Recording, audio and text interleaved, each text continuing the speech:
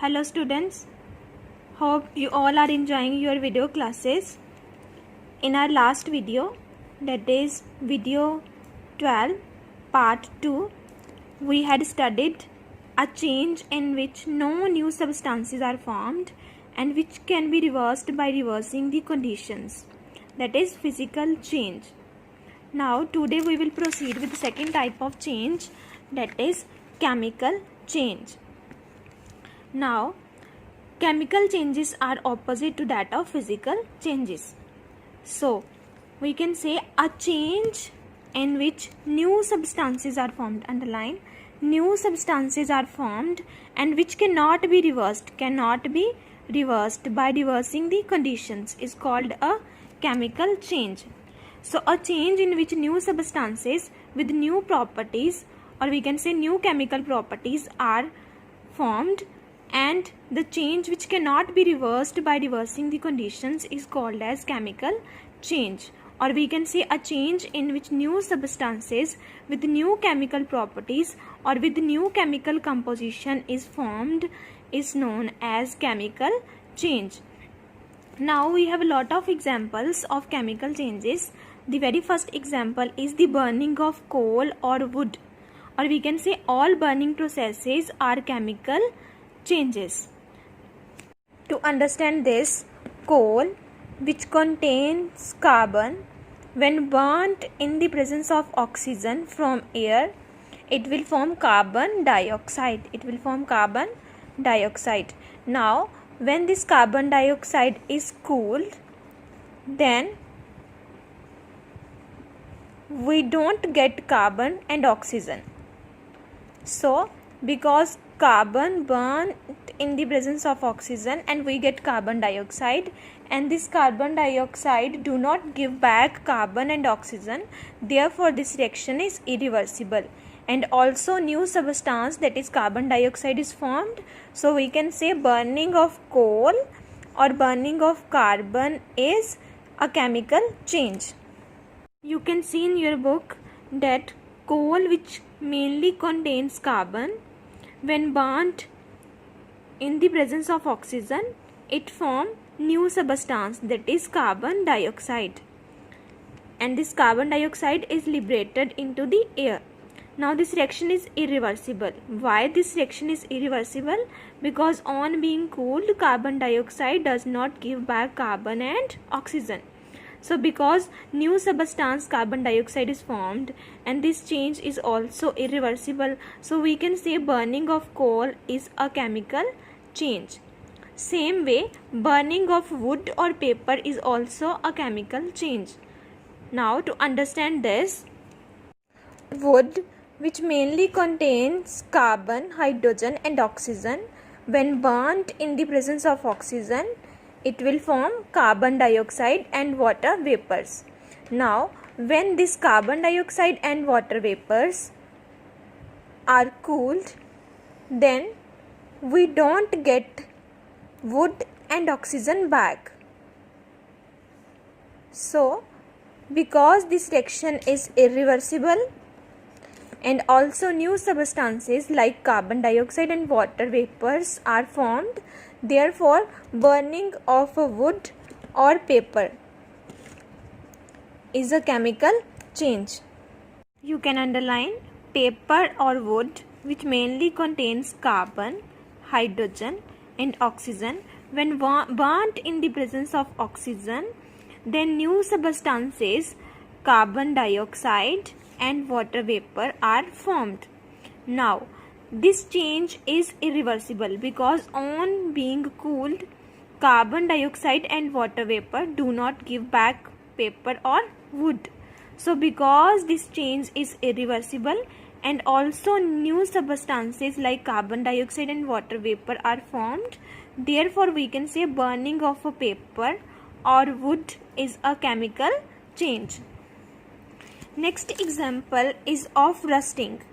Now when a piece of iron is left in moist air for some time, a red brown solid is deposited over it. This is because iron combines with oxygen and moisture from air and form new substance. That new substance is called as rust. So this process is known as rusting.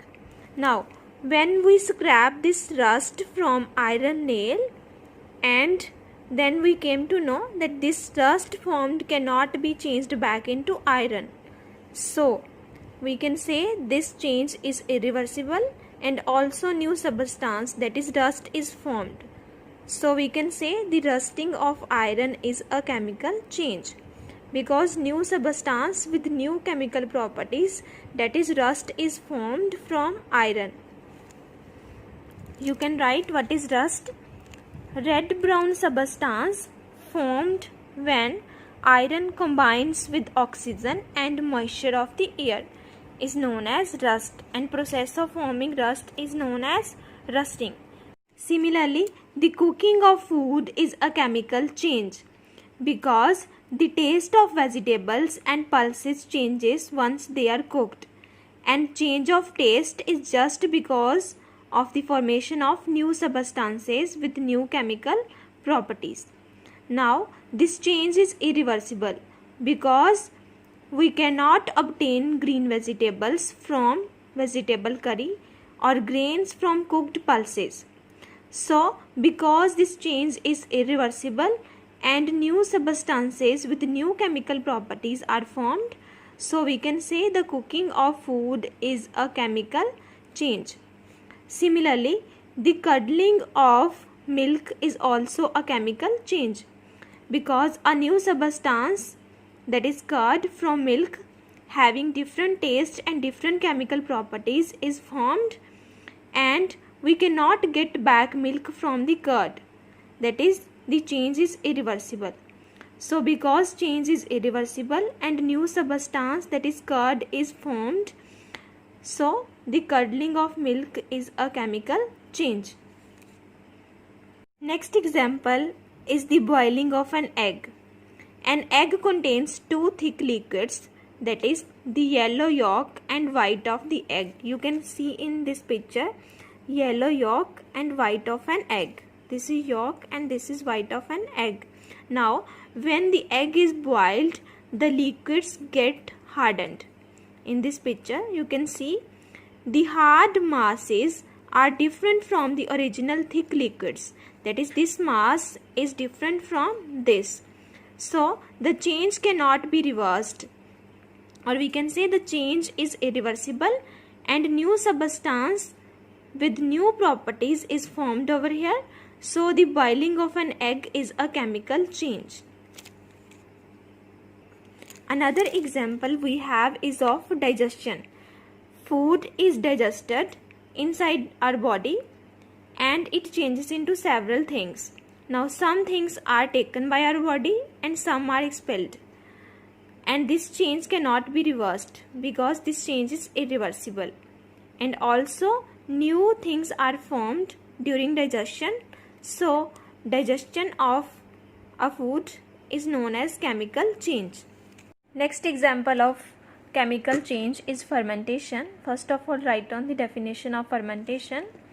Process used to prepare alcohol from sugar by enzymes or organisms is known as fermentation. What is fermentation? Process of preparing alcohol from sugar solution by enzymes or by organisms. So we can say sugar solution, when decomposed by enzymes, then alcohol and carbon dioxide is formed. Alcohol and carbon dioxide is formed. Now due to the liberation of this carbon dioxide, froth is formed and it seems that liquid is boiling. So now this carbon dioxide and alcohol do not converted into sugar solution, or we can say this reaction is irreversible. So because this reaction is irreversible and new substance, that is alcohol with different chemical properties from sugar solution is formed. That's why we can say fermentation is a chemical change. See in your book, in the presence of enzymes, a sugar solution changes into alcohol, and at the same time carbon dioxide is formed. So new substances formed are carbon dioxide and alcohol in fermentation.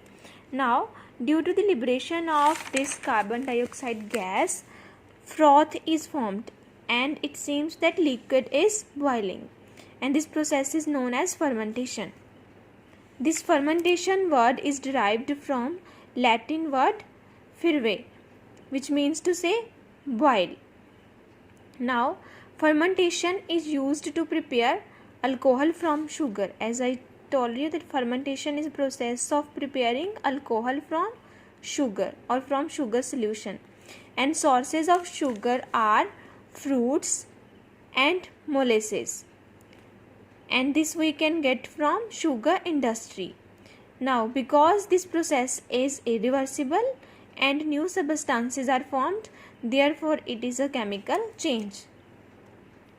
Next example is of photosynthesis, which is very important for green plants because green plants prepare their food by the process of photosynthesis using sunlight.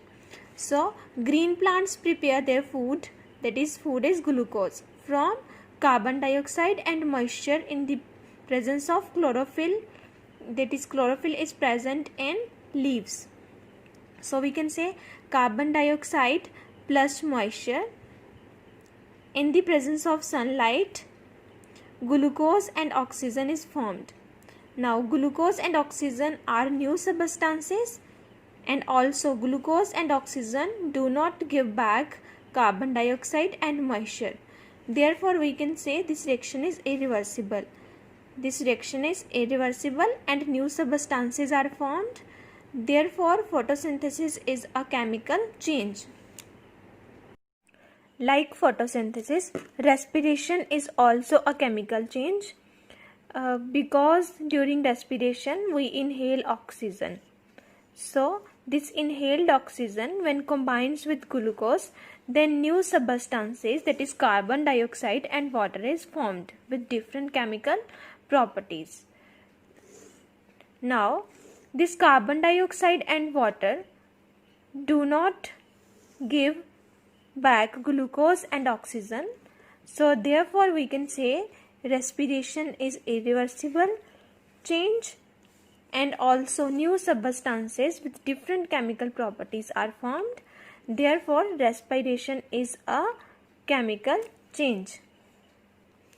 You can see when we respire, the oxygen of the air we breathe in combines with glucose formed by the degradation of food in our body, as a result of which new substances, that is carbon dioxide and water, are formed. Now this carbon dioxide and water do not give back glucose and oxygen. Therefore this change is not reversible, or we can say this change is irreversible, and therefore this change is also a chemical change because new substances are formed. As we know, respiration takes place in animals during day and night, but in case of plants during night. Now during photosynthesis, glucose is formed as a new substance, and in case of respiration, energy is released. Now this released energy is used to do different life activities. So respiration is a chemical change, and this chemical change is very important because this chemical change gives us energy to do different life activities. Next example of chemical change is the glowing of a mixture of iron and sulfur when heated. So when iron and sulfur are mixed together and then they are heated, then glow is produced. So you will learn soon that a mixture of iron and sulfur powders when heated glows and forms a new substance. Now, because new substance is formed during the heating of mixture of iron and sulfur, and also this change is irreversible because on cooling we don't get iron and sulfur back. So that's why this change is chemical change. So with this we are done with all the examples of chemical changes. And examples of chemical changes are like burning, then rusting, then cooking of food, curdling of milk, boiling of an egg, digestion, fermentation, photosynthesis, and respiration. And last but not least, the glowing of a mixture of iron and sulfur when heated. So all these are the examples of chemical changes, because in all we get new substances and all changes are irreversible.